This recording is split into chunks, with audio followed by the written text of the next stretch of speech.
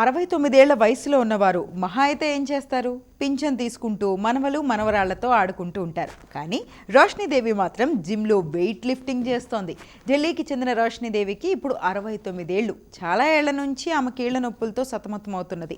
2 ఏళ్ల కిందట ఊపిరి సలపనంతగా నొప్పులు అధికమయ్యాయి.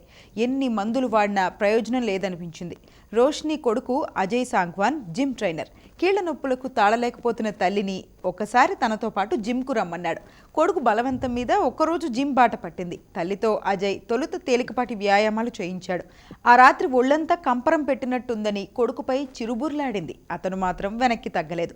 మర్నాడు ఆమెను జిమ్కు తీసుకెళ్లి చిన్న చిన్న వర్కౌట్స్ చేయించాడు. 4 రోజులు గడిచాయి. తన శరీరానికి ఏదో కొత్త శక్తి వచ్చినట్టు అనిపించింది రోషినికి.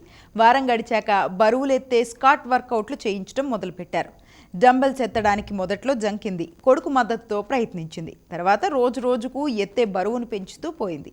ఇప్పుడు ఆమె ఏకంగా 60 కిలోలు అవలీలగా ఎత్తేయగలదు. 40 కిలోల దాకా లెగ్ ప్రెస్ చేయగలదు. అకుంఠిత దీక్షతో తన తల్లి చేస్తున్న వర్కౌట్లను ప్రపంచానికి చూపించాలనుకున్నాడు అజయ్. వెయిట్ లిఫ్టింగ్ మమ్మీ అని ఇన్స్టాలో హ్యాండిల్ క్రియేట్ చేశాడు. ఆమె వర్కౌట్స్ చేస్తున్న వీడియోలను అందులో పోస్ట్ చేస్తూ వచ్చాడు. 69 ఏళ్ల పెద్ద మనిషి చేస్తున్న విన్యాసాలను చూసి యువతరం ఫిదా అవుతోంది. వెయిట్ లిఫ్టర్ మమ్మీ హ్యాండిల్కు సుమారు 34,000 మంది సబ్స్క్రైబర్లు కూడా ఉన్నారు.